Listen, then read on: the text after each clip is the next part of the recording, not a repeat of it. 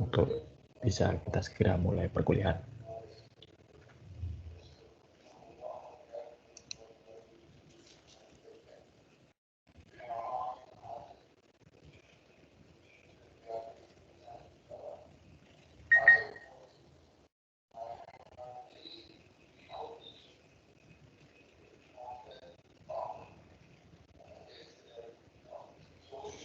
Baik.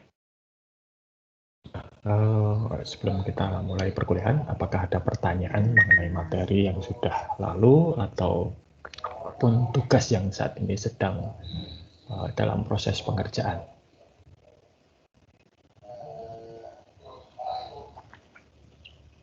Kalau saya tugas aja sih Pak, masih kayak belum paham gitu, maksudnya. Oke, ya belum pahamnya gimana? Coba, Anggir. Jadi Apa kita yang masih bingung?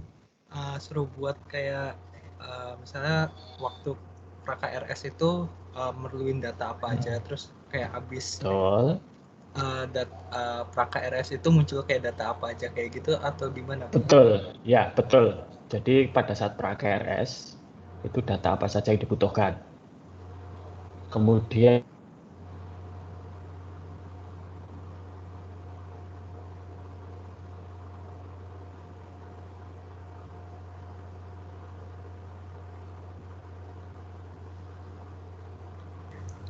Pak,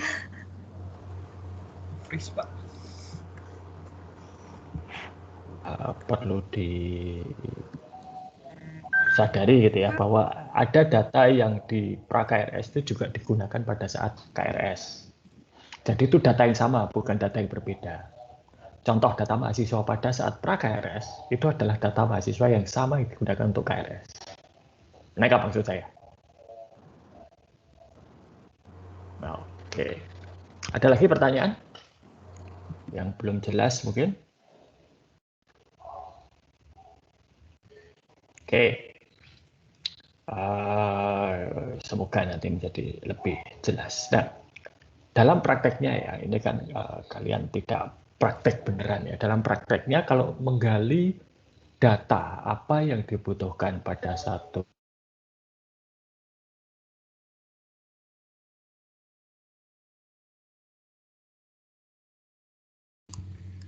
Pak, terjadi adalah kalian datang ke para pemangku kepentingan sistem, kemudian nanti mereka akan cerita gitu ya, kalian tangkap apa kebutuhan mereka, kemudian presentasikan kepada mereka, nanti mereka akan mengomentari, oh kurang ini, kurang itu, ini tidak perlu, itu diganti, dan lain sebagainya. Dan itu bisa terjadi berkali-kali, ya, sampai kemudian dicapai kesepakatan. Bahkan kadang misalnya sudah ada kesepakatan datanya ini, nanti dalam berjalannya waktu, pada saat pengembangan, tiba-tiba ada perubahan. Sehingga kemudian perubahan itu menyebabkan model data kita juga harus diubah. Seperti itu. Ya. Oke. Nanti kalau ada pertanyaan lagi boleh diajukan atau melalui Microsoft Teams di chat juga tidak jadi masalah. Oke, nah hari ini kita akan bicara mengenai model data dan normalisasi. Ya, oke. Saya share dulu ini ya. Jadi kalau kalian ingat di dalam setiap kali saya bicara mengenai model data selalu disebut-sebut adanya relasi, gitu ya. Nah, relasi itu hubungan. Karena database itu adalah merekam apa yang terjadi pada kehidupan kita sehari-hari, maka juga database ini juga merupakan cerminan apa yang terjadi pada kehidupan sehari-hari. Sehingga kalau satu hubungan itu bisa normal, bisa tidak normal. Ya. Satu relasi itu bisa normal, bisa juga tidak normal. Maka di dalam database, relasi yang tidak normal itu perlu dinormalisasi. Nah, tapi tentunya kriteria normal di dalam database dengan normal dalam kehidupan sehari-hari bisa jadi berbeda. Tapi mari kita lihat gitu ya. Nah, apa itu proses normal? Jadi proses untuk menormalkan satu relasi itu disebut sebagai normalisasi. Ya.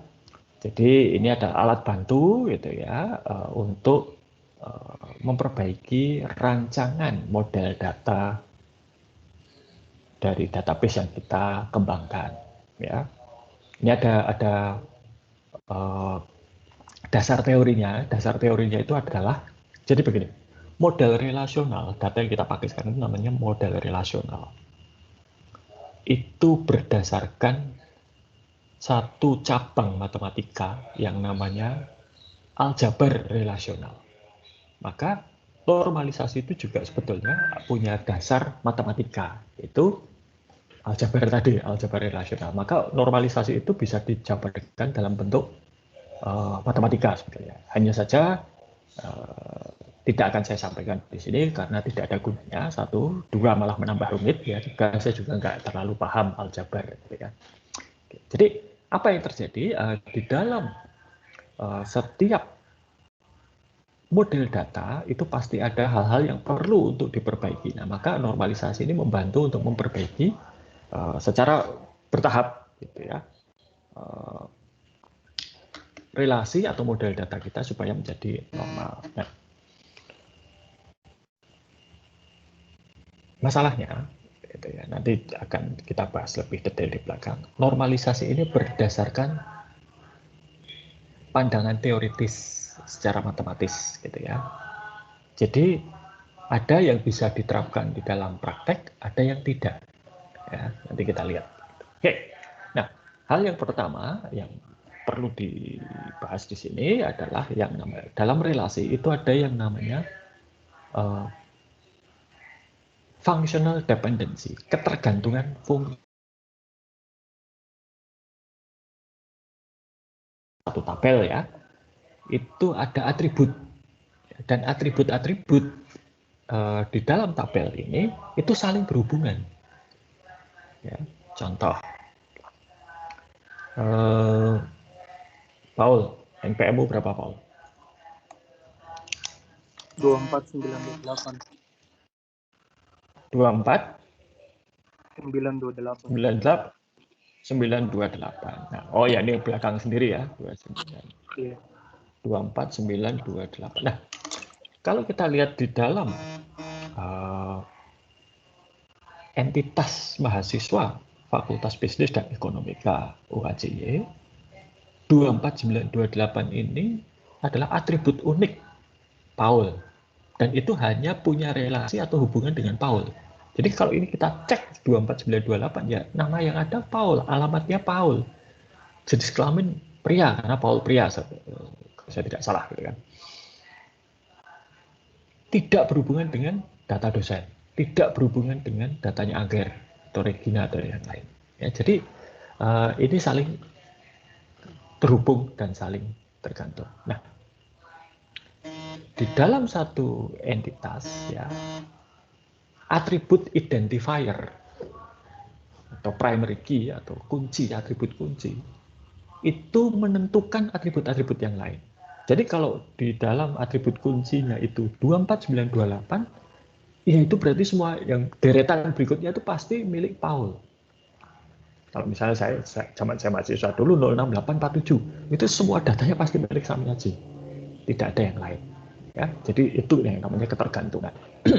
Sama seperti misalnya kalian percaya atau tidak, Atmajaya itu punya kode. Jadi Atmajaya itu oleh Universitas Atmajaya Yogyakarta itu oleh pemerintah, dalam hal ini Direktorat Jenderal Perguruan Tinggi itu diberi identifier.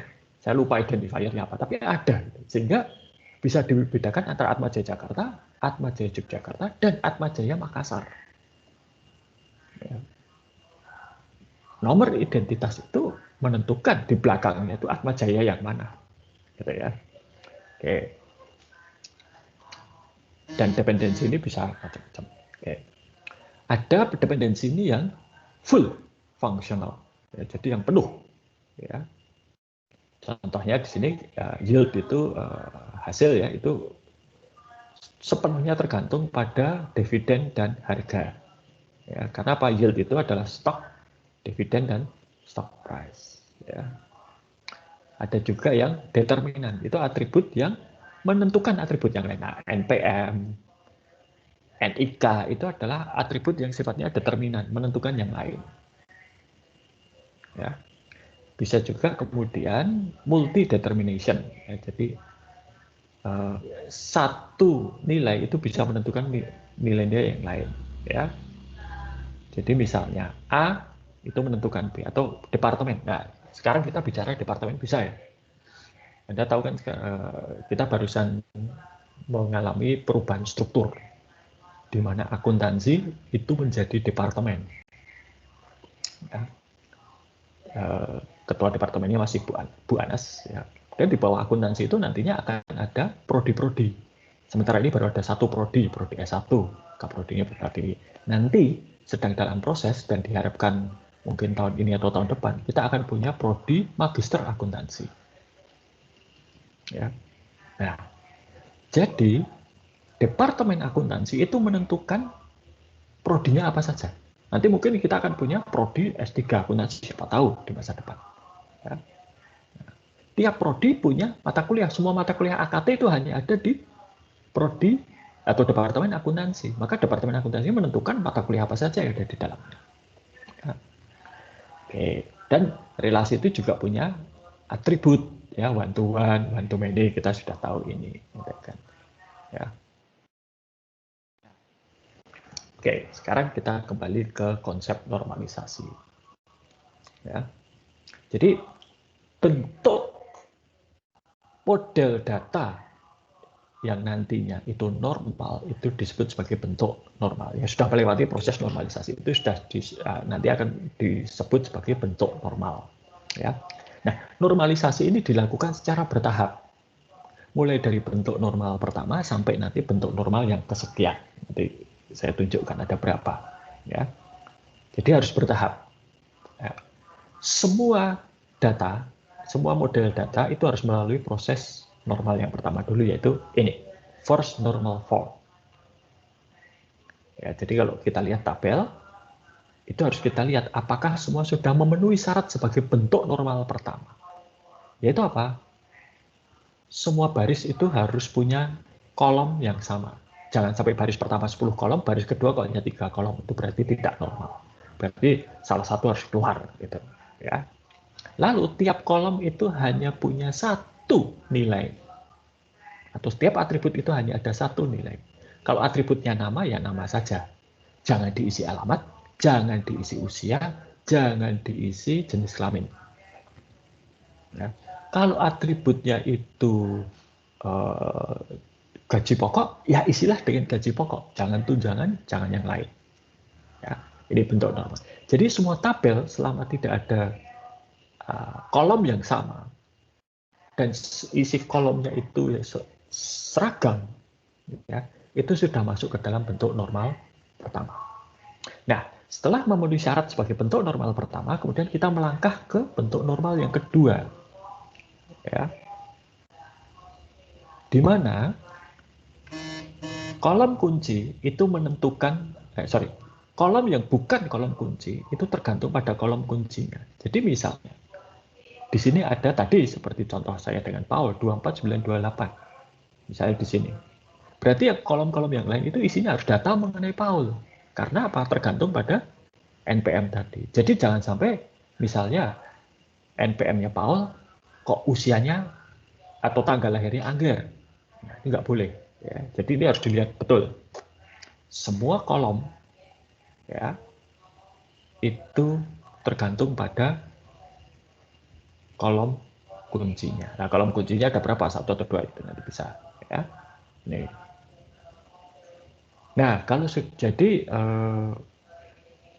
harus dipastikan bahwa data yang ada di dalam baris-baris itu sudah sesuai dengan kolom atau atribut kuncinya, identifier. Jadi kalau data kuncinya itu NPM, ada NPM-nya Paul, ya datanya milik Paul semua. Itu yang dicek, ya. Ya kalau hanya 1-2 baris ini gampang, tapi kalau sudah misalnya 10.000 mahasiswa itu ya sulit setengah mati. Saya cerita ya, dulu ketika KRS online, KRS pakai komputer lah ya, bukan online, itu pertama kali diterapkan di fakultas kita tahun 95, jadi ya sudah lama ya, sudah 26 tahun yang lalu. Saya waktu itu masih mahasiswa.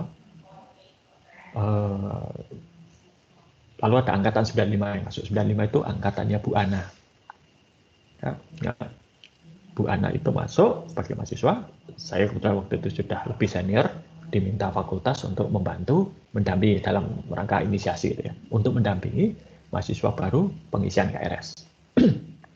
Waktu itu yang saya lupa siapa ya, yang duduk itu wanita, dia lihat layar lalu muncul, dia mengetikkan nomor mahasiswanya. Waktu itu masih nomor mahasiswa ya. Saya tanya, ini benar nomor saya? Betul. Saya lihat namanya Bambang. Kok bisa Bambang? Gitu ya. Ya benar. Prodinya benar. Lain-lainnya benar. Tapi namanya kok, itu jelas wanita. Setahu saya tidak ada wanita yang namanya Bambang. Gitu. Ternyata yang terjadi adalah dalam satu tabel itu ada satu data yang tergeser. Ya, jadi data nomor mahasiswanya tetap, tapi kolom-kolom yang lain itu geser satu ke bawah. Nah, itu menyebabkan masalah. Nah, itu adalah bentuk relasi yang tidak normal. Karena apa? Atribut-atribut yang lain tidak sesuai dengan atribut kuncinya. Gitu ya. Oke. Nah, kalau sudah masuk ke dalam bentuk normal yang kedua, kemudian kita bisa melangkah ke bentuk normal yang ketiga. Oke. Bentuk normal ketiga itu disebut sebagai transitive dependency, ketergantungan transitif. Oke. Jadi misalnya begini, ketergantungan transitif itu begini. Kantor saya atau ruangan saya ada di kampus 3, ya kan? Anda sudah tahu itu. Jadi semua dosen-dosen FPE itu ada di kampus 3. Lokasi FPE itu juga di kampus 3. Saya berada di kampus 3 itu karena saya dosen FPE.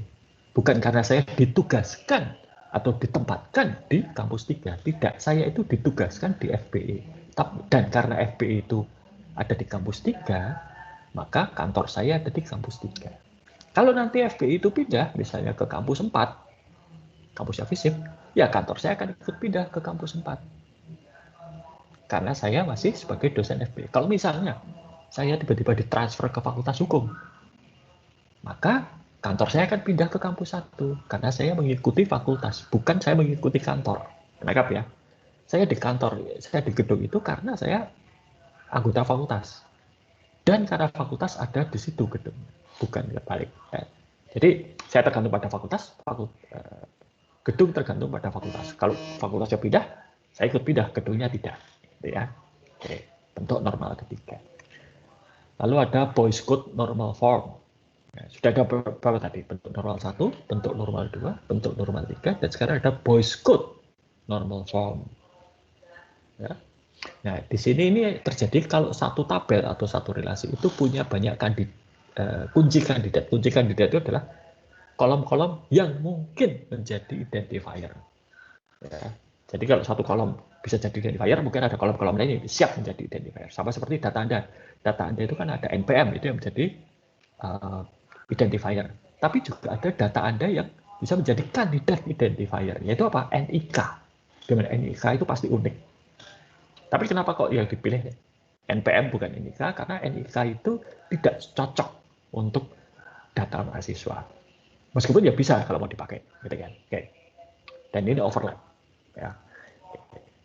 Lalu kemudian ada bentuk normal keempat, meskipun sebenarnya kalau dari urutan tadi bentuk normal 1, 2, 3, Boy's Code, dan ini keempat ini berarti sebenarnya sudah yang kelima ya. Satu baris tidak boleh berisi 2 atau lebih multi-valued independent facts ya. Ini tidak boleh. Tidak perlu dipikirkan. Lalu ada bentuk normal yang kelima ya. Dan domain key normal form. Jadi ada 7 bentuk normal. Ya. Saya tidak akan membahas lebih lanjut. Oke. Dalam prakteknya, ya, Anda tentunya masih ingat ketika di SIA atau SIM, di dalam analisis dan perencanaan sistem, pada tahap desain itu atau perancangan itu dipisahkan menjadi 2, logical dan physical design. Ya. Logical itu lebih pada fungsi. Kalau physical itu sudah benar-benar itu nanti akan diterapkan. Ya, jadi itu. Nah, database juga demikian. Di dalam normalisasi itu ada normalisasi logical dan normalisasi physical. Artinya apa? Gampangannya kalau logical itu di atas kertas. Sedangkan yang physical itu nanti kalau benar-benar dipakai di dalam aplikasi sehari-hari. Nah, dalam praktek secara logical itu biasanya orang akan berhenti pada bentuk normal yang ketiga. Ya, cukup bentuk normal ketiga selesai. Tapi bentuk normal yang dalam physical, jadi ketika benar-benar dipakai, itu kebanyakan adalah bentuk normal kedua. Nah, kenapa? Nanti ya. Sebelum kita mulai.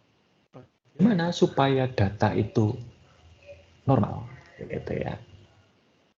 Ya, data yang atau tabel yang tidak normal itu harus dipecah menjadi satu atau dua lebih. Misalnya, di dalam satu tabel mahasiswa itu ada data tentang kuliah dan kelas. Tuh, berarti ada dua identifier dalam satu tabel. Kelas, kuliah, dan mahasiswa. Makanya harus dipecah. Satu tabel mahasiswa dan satu tabel kelas kuliah. Ya. Di dalam satu tabel mahasiswa ada tabel data mahasiswa, ada data mahasiswa dan ada data dosen, termasuk nomor dosen dan nama lengkap dan lain-lain. Wah, itu nggak bisa. Satu tabel hanya boleh berisi mengenai satu entitas. Kalau dalam satu tabel ada dua entitas, lengkap datanya ya, maka itu harus dipisah. Satu tabel dosen, satu tabel mahasiswa.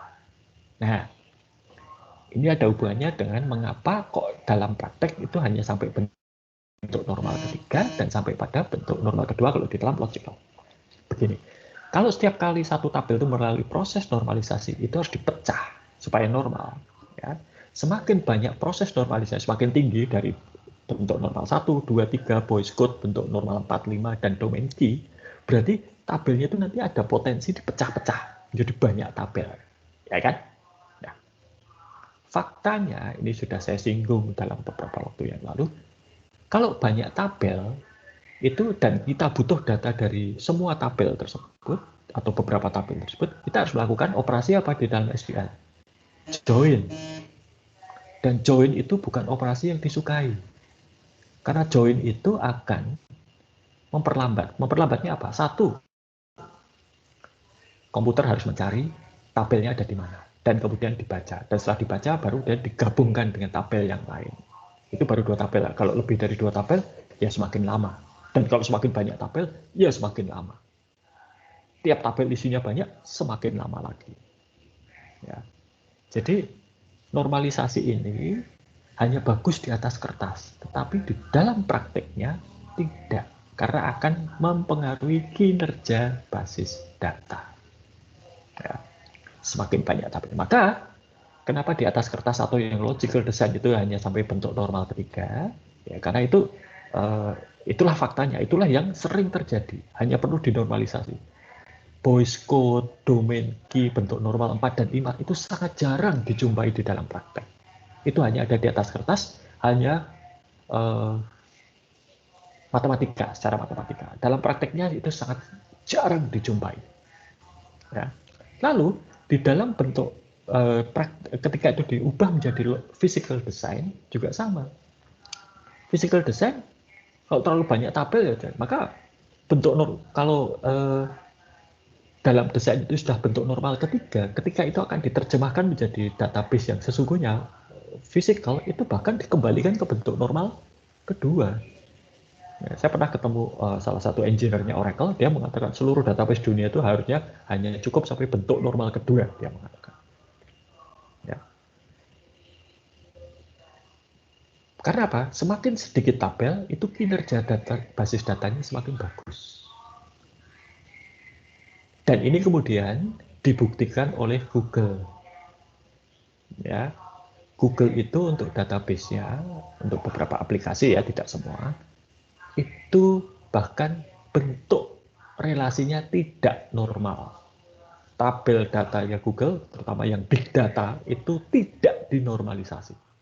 Jadi satu tabel dengan ribuan atau bahkan mungkin jutaan kolom.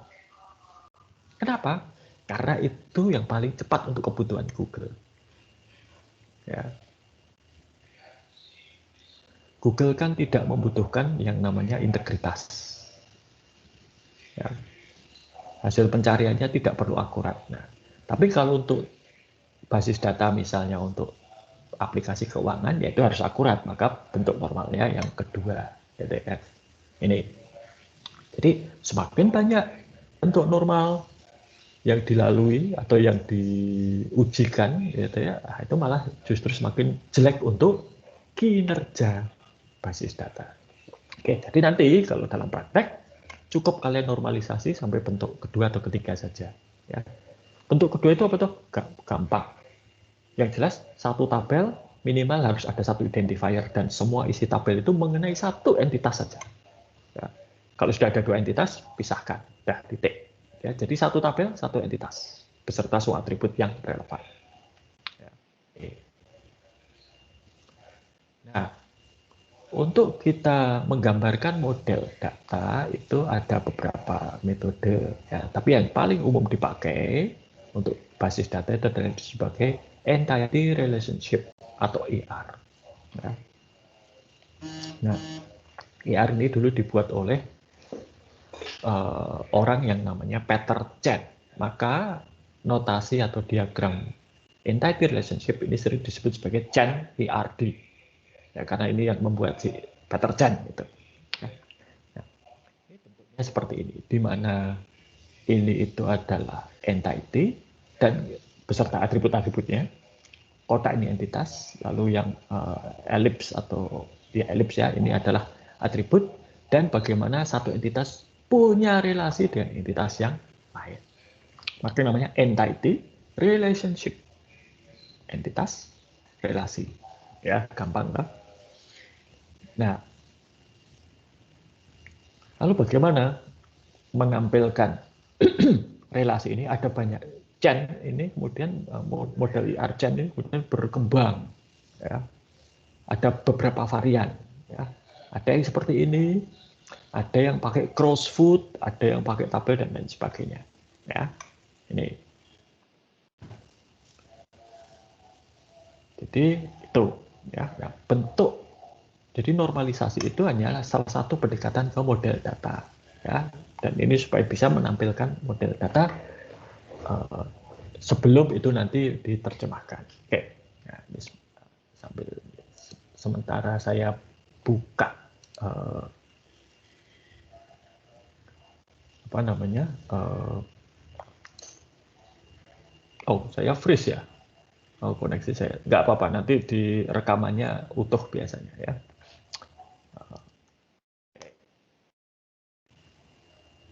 Saya akan buka MySQL Workbench dulu. Ya. Oke. Coba saya share ya, share MySQL Workbench. Oke. Ya. Nah, Anda tentunya masih ingat kemarin ketika MySQL Workbench ya ada new model gitu kan ya, modelnya seperti ini.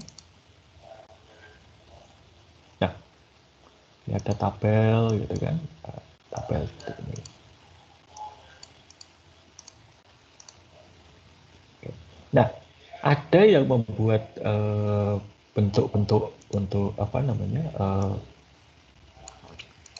entity relationship itu seperti ini. Nanti dengan atribut-atribut di dalamnya. Ada yang seperti tadi dengan kotak dan elips. Nah, mana yang akan dipakai terserah, asal konsisten.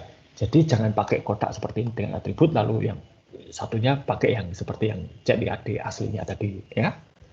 Nah, itu membuat bingung, ya. Jadi gunakan saja salah satu dan gunakan itu secara konsisten, sama, ya. Oke, sebentar. Saya ada satu model data ya.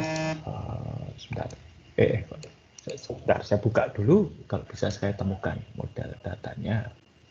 Ya. Jadi ini model data yang dulu dipakai oleh aplikasi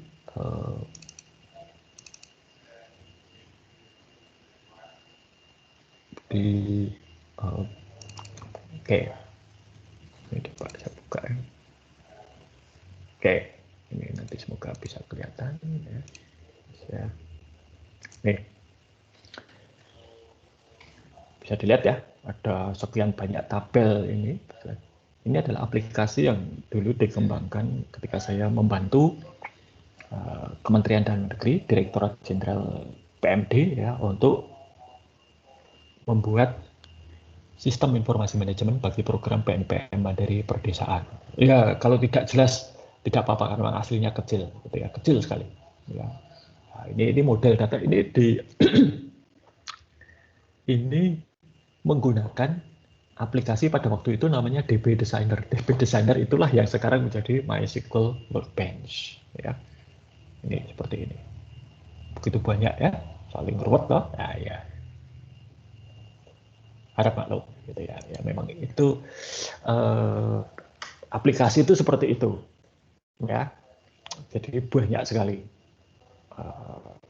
database dan tentunya itu juga kemudian membutuhkan sumber daya komputasi yang besar karena itu dipakai untuk seluruh Indonesia. Nggak mungkin kalau dipakai untuk seluruh Indonesia hanya pakai komputer rakitan, gitu ya, hancur. Gitu ya. Ketika saya dulu di photographer.net untuk server database, kami itu pakai 3 buah server. Ya, itu dengan prosesornya Xeon. Prosesor Xeon itu prosesor yang khusus untuk kinerja berat mesin, kinerja berat komputasi, ya, database. Lalu masing-masing itu, ini tahun 2011 ya, 10 tahun yang lalu Xeon. Lalu RAM-nya itu minimal 64 GB. Minimal itu. Pada waktu itu saya 128 GB, 3 buah server. Kemudian harddisknya 1 tera. Harddisknya juga khusus. Tidak bisa harddisk komputer biasa. Harddisknya itu yang harus bisa hidup 24 jam sehari, 7 hari seminggu. Dan hidup bukannya hidup tapi dipakai ya. Seingat saya waktu itu harddisk 1 tera biasa yang dipakai komputer rumahan itu harganya 900.000. Nah, yang dipakai server ini 1 unit harganya 3 juta.